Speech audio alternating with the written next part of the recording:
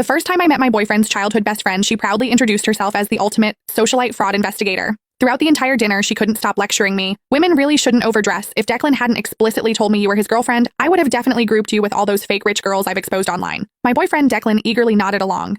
You really do dress a bit too flashy. You should listen to Sloane and tone it down. I couldn't even be bothered to argue with them. I made an excuse to go to the restroom, but right outside the door, I overheard Sloane delivering her expert appraisal of me. Declan, just look at how that woman walks and talks. She's obviously been through one of those gold digger training camps. She only approached you for your money. Think about it.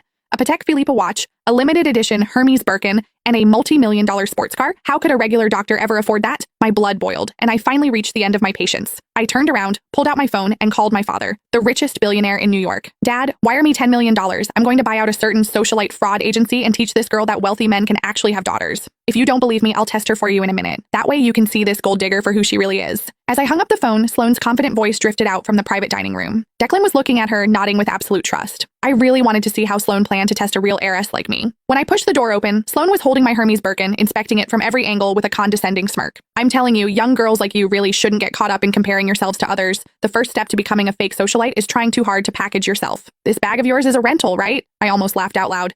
I bought this limited edition bag straight from the boutique, just building up the purchase history to get it cost me over $30,000. When Sloane saw I wasn't speaking, she assumed she had hit a nerve. She put on an I knew it expression and shifted her gaze to my Patek Philippe watch. Can you let me authenticate that watch of yours? Don't get the wrong idea, I'm just worried you got scammed into spending real money on a fake. After all, the bag is already a knockoff. Declan was already looking at me with deep suspicion. He gave me an order. Sloane is just looking out for you. Hurry up and let her see it. This watch was a promotion gift my oldest brother gave me last month. His entire watch cabinet is filled with pieces worth tens of millions of dollars. If Sloane actually appraised this as a fake, it would only prove that she was the real fraud here. I took off the watch, handed it to her, and smiled. Sure, this watch is a highly limited edition, so make sure you don't mess up your appraisal. Sloane eagerly snatched the watch. As she examined it carefully, I clearly caught the flash of raw jealousy in her eyes. It was obvious she had already realized the watch was authentic, but she still opened her mouth to lie. Oh wow, Declan. Your girlfriend is still trying to pass this off as a limited edition to get away with it, but it's actually just a cheap replica. I just have to ask, you're a young girl with an average family and an average job.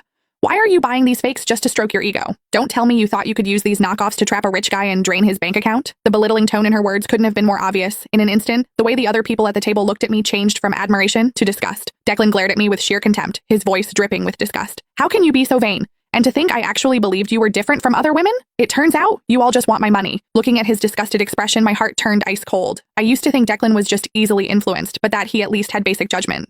After all, we had been together for almost a year. Shouldn't he know what kind of person I am by now? The reality of the situation hit me like a bucket of ice water. I frowned, matching his dissatisfaction. Declan, who is actually your girlfriend here? You just blindly believe a single word she says? Since that's how it is, I don't see any point in finishing this dinner. I stood up, grabbed my bag, and prepared to leave.